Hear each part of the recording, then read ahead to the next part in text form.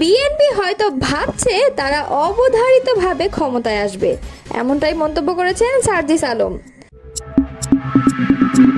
গুম হওয়া পরিবারের জন্য সুশীলদের সহানুভূতি শুনলাম না, মন্তব্য করেছে ফুয়াদ।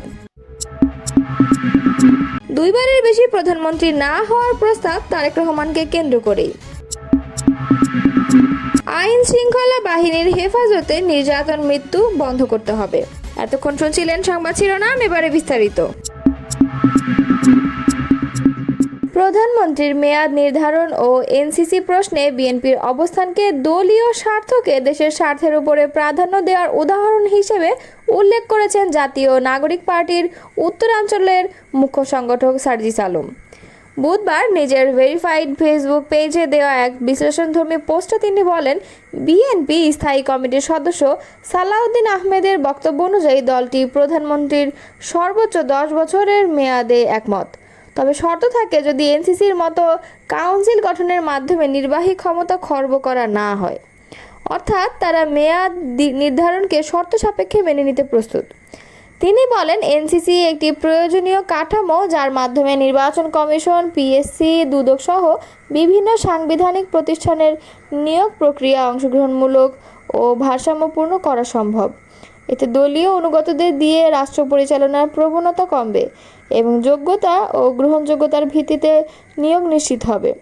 পোস্টে সার্জিস আরও লিখেছেন, যাকে তাকে বসিয়ে নির্বাচন ডাকাতি, দুদককে অপব্যবহার করে অর্থ লুটপাট কিংবা দলীয় লিস্ট ধরে পিএসসির মাধ্যমে নিয়োগ, এসব অনিয়মের সুযোগ রুদ্ধ করাই এনসিসি কাঠামোর লক্ষ্য। তবে বিএনপির অবস্থানকে প্রশ্নবিদ্ধ করে তিনি বলেছেন, যদি বিএনপিকে শর্ত দেওয়া হয় প্রধানমন্ত্রীর 10 বছরের সীমা নয় এনসিসি, তবে তা স্পষ্টভাবে দলীয় সুবিধা নিশ্চিত করার চেষ্টাকেই প্রকাশ করে। বিএনপি হয়তো ধরে নিচ্ছে তারা অবধারিতভাবে ক্ষমতায় আসবে, তাই তখন যেন নির্বাহী ক্ষমতা খর্ব না হয় এই আশঙ্কা থেকে তারা এনসিসির বিরোধিতা করছে।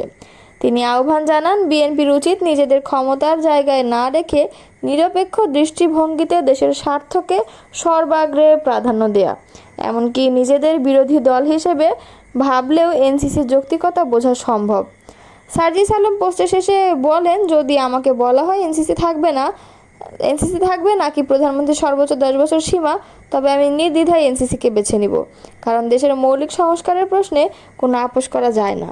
দুইবারের বেশি কেউ প্রধানমন্ত্রী হতে না পারার সাংবিধানিক বাধ্যবাধকতা নিয়ে যে আলোচনা চলছে তা মূলত তারেক রহমানকে কেন্দ্র করেই, এমন মন্তব্য করেছেন রাজনৈতিক বিশ্লেষক ও জনপ্রিয় ইউটিউবার ফাহিম আব্দুস সালাম।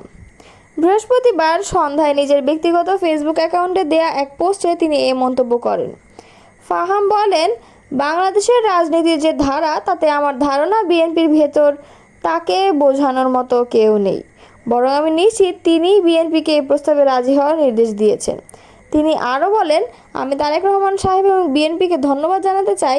বাংলাদেশের মানুষ আপনাদের কাছ থেকে এমন বরত্বপূর্ণ ও আপোষমূলক আচরণই প্রত্যাশা করে। ফাহাম আব্দুস সালাম তার পোস্টের শেষে বললেন, বাংলাদেশের রাজনীতিতে এই ধরনের পরিণত আচরণ ও ম্যাচুরিটির প্রয়োজনীয়তা অপরিসীম। এবি পার্টির সাধারণ সম্পাদক ব্যারিস্টার আসাদুজ্জামান ফুয়াদ বলেছেন, সাবেক নির্বাচন কমিশনার নুরুল হুদার জন্য যারা মায়া কান্না করছেন, যদিও এই বিষয়টি কোনোভাবেই গ্রহণযোগ্য নয়। 3 দিন ধরে আমরা মিডিয়ায় এর জন্য যে সুশীলের কথা শুনছি, কিন্তু এই গুম হওয়া পরিবারগুলোর জন্য তো আমরা কোনো দিন সুশীলের মুখ থেকে সহানুভূতির শব্দ শুনলাম না। বুধবার জাতীয় প্রেস ক্লাবের জহুর হোসেন চৌধুরী হলে মায়ের ডাক এবং মানবাধিকার উন্নয়ন কেন্দ্র আয়োজিত এক সভায় তিনি এসব কথা বলেন। আসাদুজ্জামান ফুয়াদ বলেন, এই পরিবারগুলোর জন্য কি গণমাধ্যম ঘন্টার পর ঘন্টা আলোচনা করেছে? এই হচ্ছে ফ্যাসিবাদী রাষ্ট্রের বৈশিষ্ট্য, সময় বদলায় কিন্তু তার বয়ান বদলায় না। এমন এক পরিবেশ তৈরি করে দেয় যেখানে নুরুল হুদার গলায় জুতার মালা পরানো বেশি গুরুত্বপূর্ণ হয়ে যায় হাজার হাজার হারিয়ে যাওয়া মানুষের গল্পের চেয়ে। বিএনপির ভারপ্রাপ্ত চেয়ারম্যানের উপদেষ্টা মাহাদি আমিন বলেন, এটা অত্যন্ত দুঃখজনক যে 10 মাস পার হয়ে গেলেও এখনও আমরা নিশ্চিতভাবে জানি না কতজন মানুষ গণতন্ত্র প্রতিষ্ঠার সংগ্রামে শহীদ হয়েছেন বা কতজন গুম হয়েছেন। এই তালিকাটি নির্মোহভাবে তৈরি করা জরুরি ছিল এবং রাষ্ট্রের উচিত ছিল প্রত্যেক পরিবারের পাশে দাঁড়ানো। তিনি আরও বলেন, আমরা আশা করি যদি এই অন্তর্বর্তী সরকার সেটা নাও করতে পারে, ভবিষ্যতে ইনশাল্লাহ বিএনপি রাষ্ট্র পরিচালনার দায়িত্বে আসলে সেটা নিশ্চিতভাবে করবে। এটা আমাদের প্রতিশ্রুতি। প্রত্যেক শহীদ ও গুম হওয়া পরিবারের পাশে আমরা থাকব, তদন্ত করব, আর ভবিষ্যতে বাংলাদেশ যেন কখনো আয়নাঘর না হয় সেই নিশ্চয়তা দেব। 28 জুন দলের সম্মেলনকে কেন্দ্র করে গোলাম মোহাম্মদ কাদেরের নেতৃত্বে জাতীয় পার্টিতে যে দুটি গ্রুপ তৈরি হয়েছিল, তার মধ্যে ব্যারিস্টার আনিসুল ইসলাম মাহমুদ ও কো-চেয়ারম্যান এবিএম রুহুল আমিন হাওলাদার নেতৃত্বাধীন বিদ্রোহী গ্রুপটি ওই দিনের সম্মেলন করার সিদ্ধান্ত থেকে সরে এসেছে। সম্মেলন করার সিদ্ধান্ত থেকে সরে আসার বিষয়ে জানতে একাধিকবার ফোন করেও আনিসুল ইসলাম মাহমুদের বক্তব্য নেওয়া সম্ভব হয়নি। যদিও গতকাল বিকেলে তিনি ঢাকা পোস্টকে বলেছেন 28 তারিখ কাকরাইল কেন্দ্রীয় কার্যালয়ের সামনেই তাদের সম্মেলন হবে। আইন শৃঙ্খলা বাহিনীর হেফাজতে নির্যাতন ও মৃত্যু বন্ধ করতে হবে বলে দাবি করেছেন বাংলাদেশ জাতীয়তাবাদী দলের মহাসচিব মির্জা ফখরুল ইসলাম আলমগীর। বুধবার আন্তর্জাতিক নির্যাতন বিরোধী উপদেশ দিবস উপলক্ষে গণমাধ্যমে পাঠানো এক বিবৃতিতে কথা বলেন তিনি। বিবৃতিতে মির্জা ফখরুল বলেন, জাতিসংঘ ঘোষিত নির্যাতনের শিকারদের সমর্থনে আন্তর্জাতিক দিবসটি পালিত হয় 26 জুন। এই দিবসটি নির্যাতনের শিকার ব্যক্তিদের সমর্থনে এবং নির্যাতনের বিরুদ্ধে জনসচেতনতা বৃদ্ধির জন্য পালিত হয়। আমি এই আন্তর্জাতিক দিবসে বাংলাদেশ সহ সারা বিশ্বের নিপীড়িত, নির্যাতিত, মজলুম ব্যক্তি, জাতি, গোষ্ঠী, বর্ণ ও ভাষাগত সম্প্রদায়ের প্রতি জানাই গভীর সমবেদনা ও সহমর্মিতা। বিশ্বজুড়ে রক্তপিপাসু স্বৈরশাসকরা বিশ্ব শান্তি, নিরাপত্তা, গণতন্ত্র, মানব মুক্তি ও প্রগতির আদর্শকে ভয়ানক নিষ্ঠুরতায় ভুলণ্ঠিত করেছে উল্লেখ করে বিএনপির মহাসচিব বলেন, আজও দুনিয়ার বিভিন্ন অঞ্চলে ভাষা, বর্ণ ও সম্প্রদায় নিয়ে চলছে হিংসা ও সংঘাত। বেআইনি ক্ষমতাবানরা অনৈতিক আধিপত্য বিস্তারের জন্য সমাজে রক্তারক্তি ও হানাহানি সৃষ্টি করছে। রাষ্ট্রের অমানবিক প্রতিহিংসার মানুষ হয়ে নানাভাবে দমন পীড়নের মুখোমুখি হচ্ছে। বিশ্বযান্ত্রিক সভ্যতা এগিয়ে গেলেও মানবিক সভ্যতা বেশি দূর এগোতে পারেনি।